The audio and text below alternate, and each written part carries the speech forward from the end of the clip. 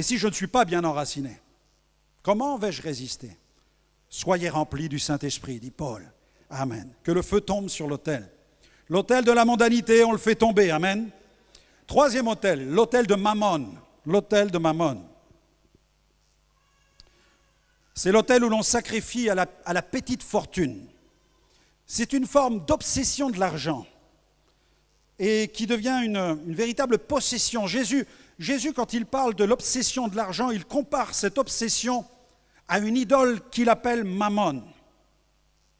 Je ne dois pas sacrifier à l'idole de Mammon. Dans 1 Timothée chapitre 6, versets 9 à 10, notez cet autre verset. 1 Timothée 6, versets 9 à 10.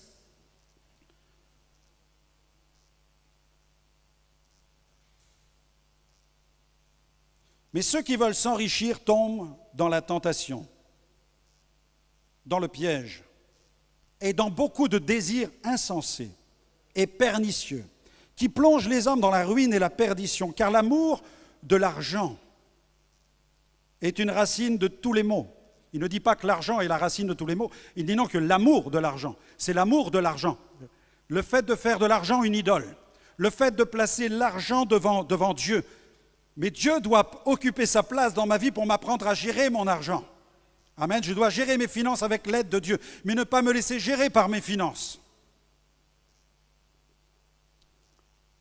Nul ne peut servir de maître, dit Jésus. Nul ne peut servir de maître, car il haïra l'un et aimera l'autre, ou s'attachera à l'un et méprisera l'autre. Vous ne pouvez servir Dieu et Mammon, le Dieu de l'argent. C'est ce que Jésus nous enseigne. Dans Ésaïe 65, regardez, jusqu'où va la parole de Dieu? Comment elle nous met en garde?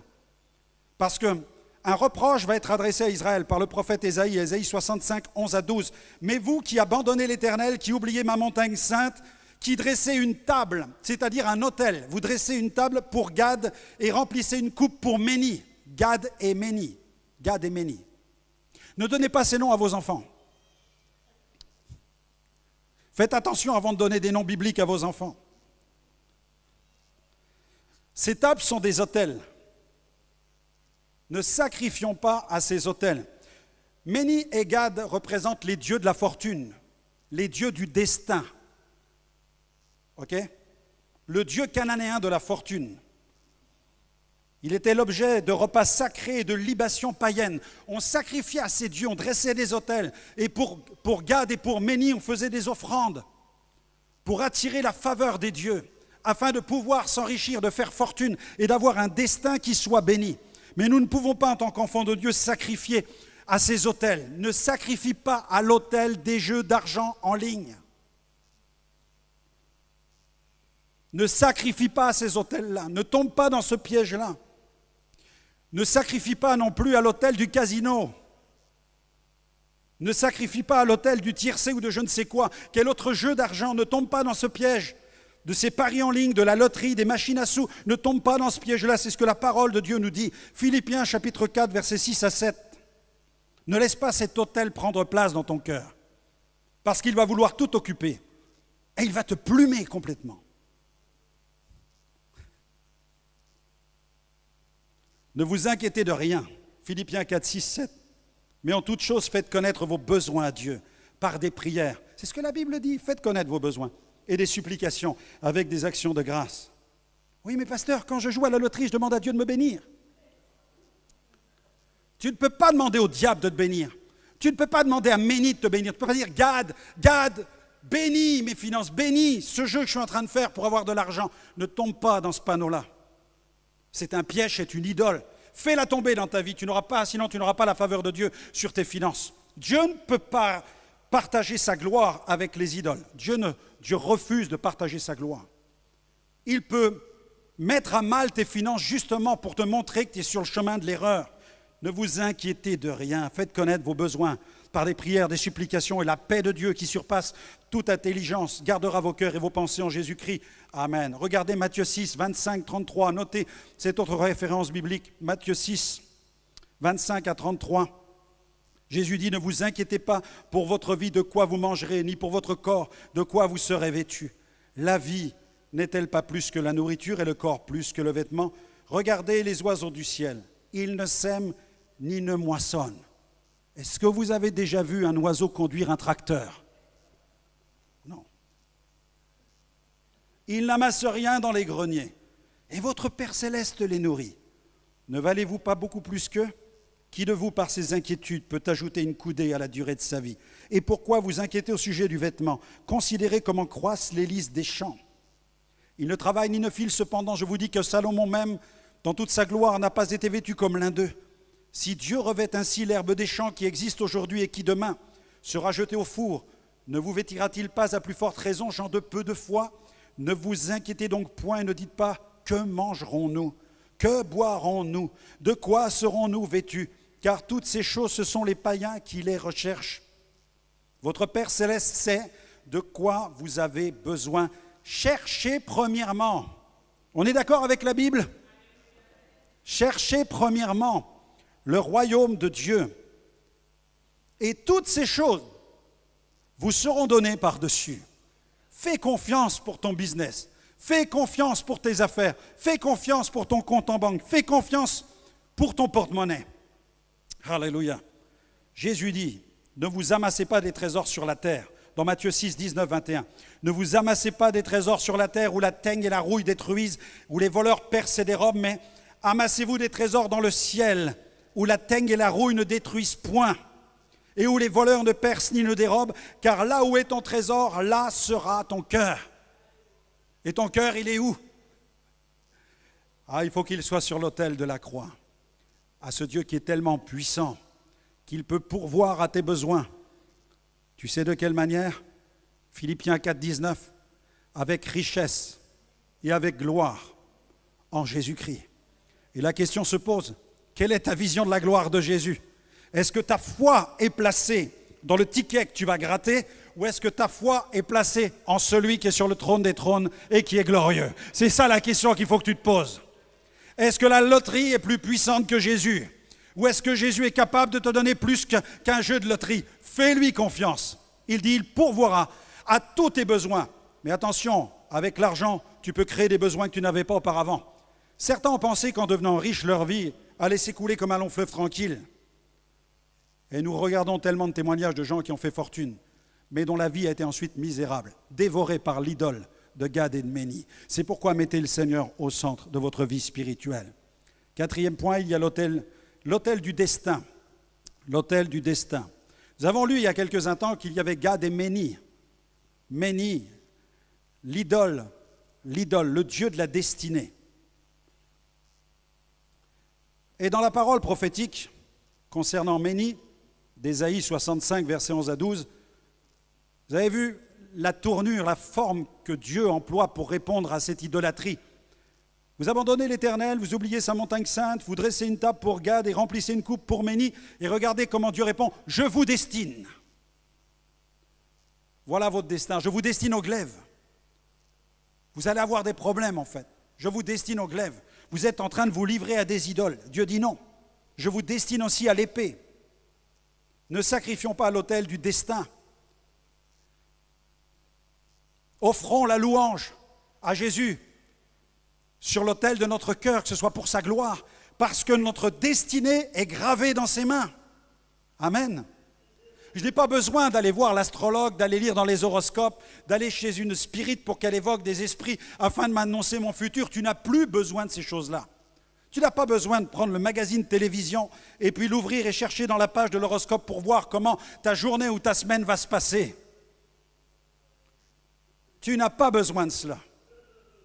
Ma vie, elle a été gravée définitivement dans les mains de Jésus. Amen. C'est pourquoi fais-lui confiance. Tu n'as pas besoin de te tourner vers l'occultisme. Dieu condamne ces choses. Psaume 31, verset 15. Psaume 31, verset 15. Tu peux lire ce verset, le copier, l'apprendre. On va le déclarer ensemble. Psaume 31, verset 15.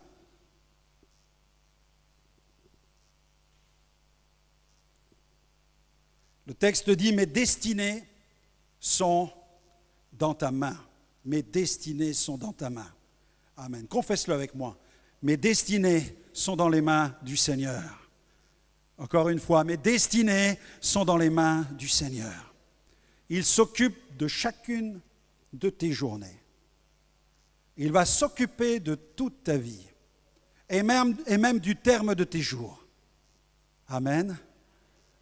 Même le terme de tes jours, il l'a déjà prévu. Et il s'occupe maintenant de ta vie, jour après jour. Ces tables du destin, cabinet de voyance, de spiritisme, d'horoscope, d'astrologie, tu dois les renverser une fois pour toutes. Ne laisse pas place à ces idoles dans ta vie. Si tu veux que l'autel de la croix soit dressé, tu dois renverser ces autels dédiés au destin et déclarer que l'autel de la croix, c'est l'autel de ta destinée, parce que tu as été gravé dans les mains de Jésus et tu as reçu l'assurance de ton salut. Je sais en qui j'ai cru, dit l'apôtre Paul. La Bible dit qu'il n'y a plus aucune condamnation pour celui qui est en Jésus-Christ. Amen. Plus aucune. L'apôtre Jean déclare, je veux que vous sachiez que vous avez la vie éternelle, vous qui croyez au nom du Fils unique de Dieu. Vous avez. Non pas vous aurez, mais vous avez. Alors n'aie pas peur de la vie. N'aie pas peur de la mort. N'aie pas peur de l'éternité. Crains l'Éternel. Si tu crains Dieu, tu n'as plus à avoir peur de rien. Alléluia. Dieu soit béni. Deutéronome 18, prenez votre Bible. Deutéronome 18, versets 10 à 14. Ce matin, une petite piqûre de rappel concernant toutes les pratiques touchant à l'occultisme. Il faut que ce soit clair, car notre pays est, je dirais, pollué par tous ces petits cabinets qui offrent toutes sortes de services touchant au nouvel âge, touchant aux horoscopes, touchant à l'astrologie. Nous dénonçons ces choses et nous sommes là pour renverser cet autel dans notre pays afin qu'il ne soit pas voué à la puissance invisible de Satan, mais que notre pays soit vraiment consacré à l'Éternel et à un seul autel, l'autel de la croix de Jésus, qui lui nous destine au ciel si nous croyons en lui et nous promet d'être avec nous jusqu'à la fin. Je suis avec vous tous les jours jusqu'à la fin du monde. Ne lis pas l'horoscope, tu ouvres ta Bible, tu vas dans Matthieu et tu regardes, il dit « Je suis avec vous tous les jours jusqu'à la fin du monde ». Ça, c'est mon horoscope quotidien. Amen. Je regarde vers l'étoile du berger qui s'appelle Jésus. Alléluia. C'est lui mon étoile. C'est vers lui que je regarde. Mes yeux sont fixés sur Jésus qui est sur le trône de la gloire. Et ma vie est conduite par lui. Deutéronome 18, versets 10 à 14. Qu'on ne trouve chez toi personne qui fasse passer son fils ou sa fille par le feu. Personne qui exerce le métier de devin, d'astrologue, d'augure, de magicien, d'enchanteur. Personne qui consulte ceux qui évoquent les esprits ou disent la bonne aventure. Personne qui interroge les morts, car quiconque fait ces choses est en abomination à l'Éternel. Et c'est à cause de ces choses, de ces abominations, que l'Éternel, ton Dieu, va chasser ces nations devant toi. Voilà pourquoi le nettoyage avait été fait dans le pays de Canaan. Pas seulement parce que les gens se tournaient vers les idoles, mais parce qu'ils prenaient leurs enfants et ils les jetaient dans des antres enflammés pour les sacrifier à des dieux comme Moloch. Et Dieu a condamné cela.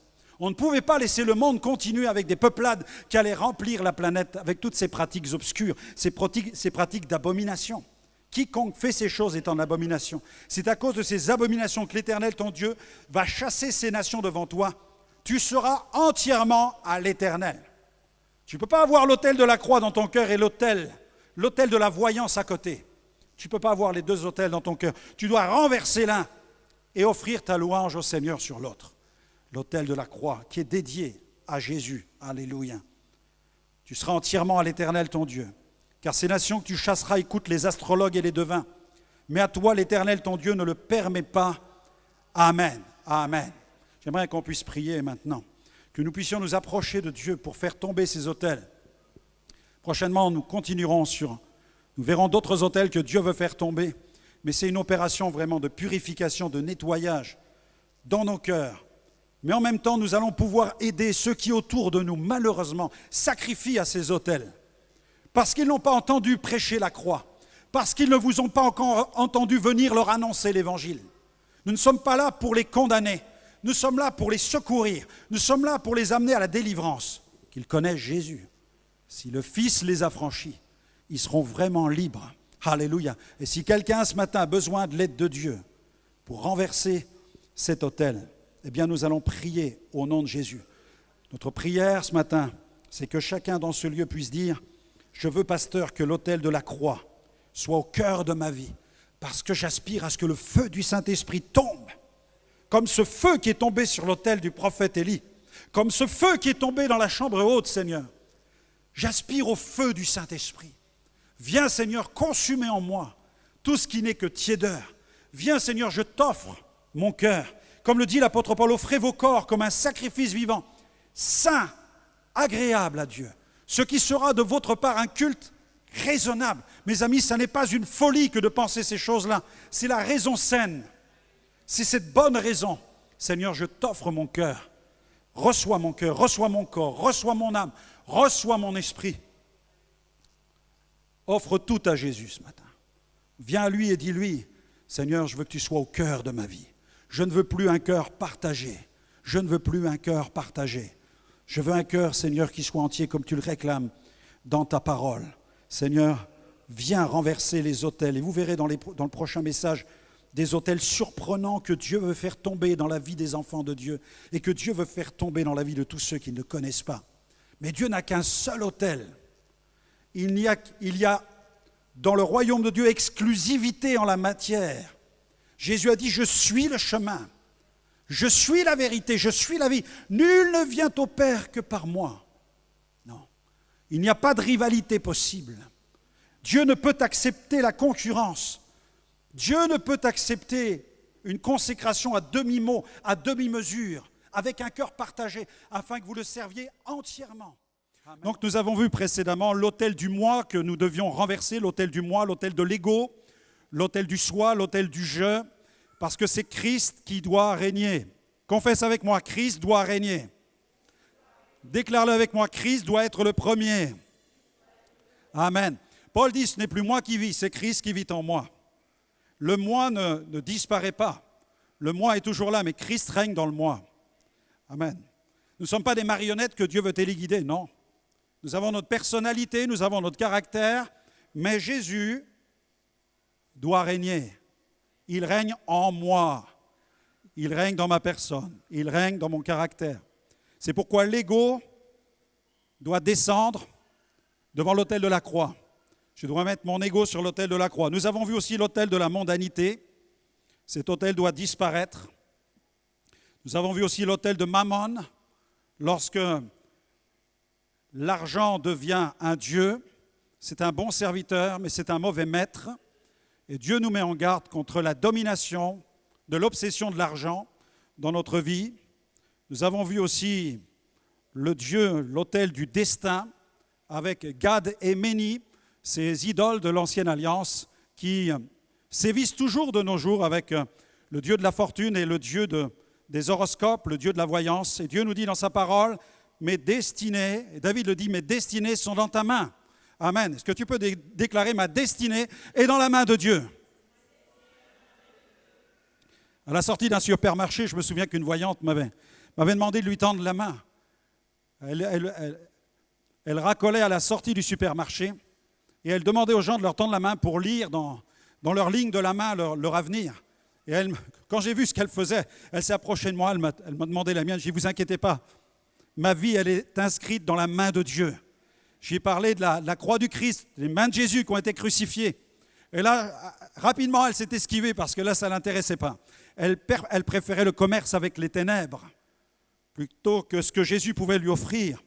Nous avons vu aussi, et nous allons voir ce matin, un autre autel que nous devons renverser. C'est l'autel du business.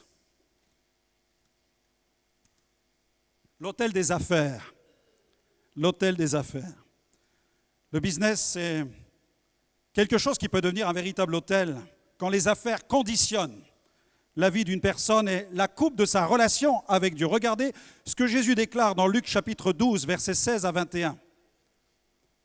Dieu n'est pas contre le fait que tu fasses des affaires, mais Dieu est inquiet lorsque les affaires prennent la place de Dieu. Jésus disait, il faut que je m'occupe de quoi? Des affaires de mon Père.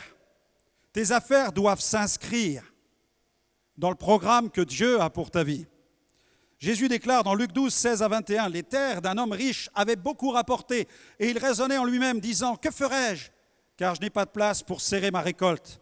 Voici, dit-il, ce que je ferai. J'abattrai mes greniers, j'en bâtirai de plus grands. J'y amasserai toute ma récolte et tous mes biens. Je dirai à mon âme, tu as beaucoup de biens en réserve pour plusieurs années. Repose-toi, mange, bois et réjouis-toi. » Mais Dieu lui dit, « Insensé, cette nuit même ton âme te sera redemandée. Est-ce que tu as préparé pour qui cela sera-t-il? Il en est ainsi de celui qui amasse des trésors pour lui-même, et qui n'est pas riche pour Dieu. Mon ami, mon frère, ma sœur, place Dieu au-dessus de tes affaires. Ne te laisse pas conditionner par ton business, ne te laisse pas conditionner par ton commerce, ne te laisse pas conditionner par ton entreprise. Dieu t'a béni avec ce commerce, Dieu t'a béni avec cette entreprise, Dieu t'a béni avec ce business.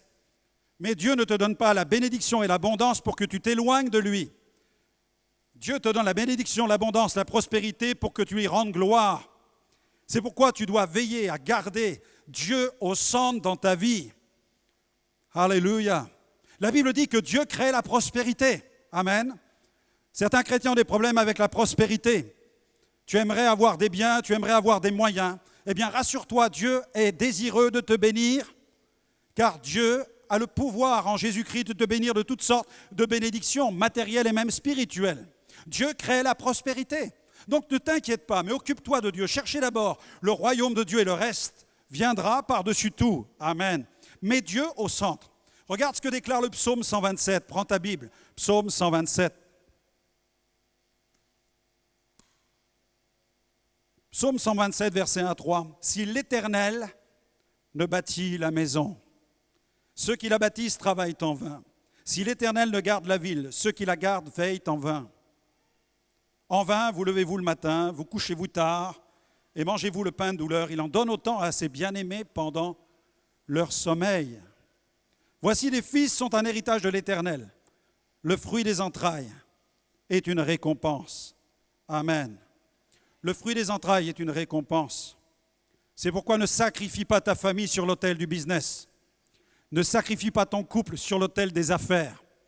J'ai vu tellement de couples partir en live parce que à l'intérieur du couple, on avait mis le business et les affaires avant Dieu et avant la famille. C'est important de mettre les choses au bon endroit. Dieu doit être au centre. Quand Dieu est au centre, Dieu me dit, prends soin des tiens. Amen. Dieu ne me dit pas, sacrifie ta famille parce que tu vas faire de l'argent. Non. Celui qui n'a pas soin des siens, la Bible dit, c'est pire qu'un infidèle. C'est pourquoi l'ordre est important. On doit mettre Dieu en premier, la famille derrière, et ensuite l'Église. Amen. Amen. Parce que si je mets l'Église devant ma famille, si je sacrifie ma famille sur l'autel de l'Église, des affaires du royaume de Dieu, ce que je pensais être les affaires du royaume de Dieu, je m'égare, parce que la famille fait partie des affaires du royaume de Dieu. Amen.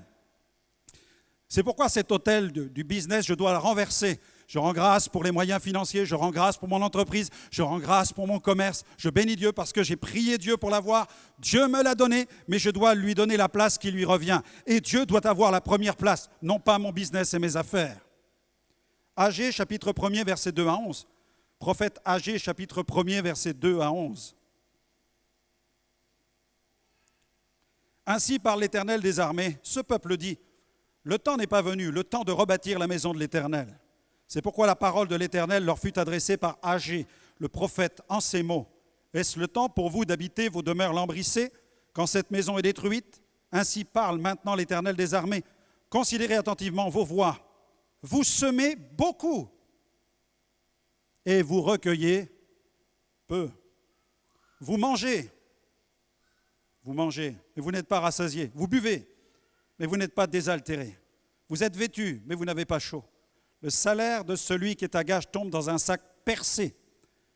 Ainsi parle l'Éternel des armées. Considérez attentivement vos voies. Montez sur la montagne, c'est-à-dire approchez-vous de Dieu.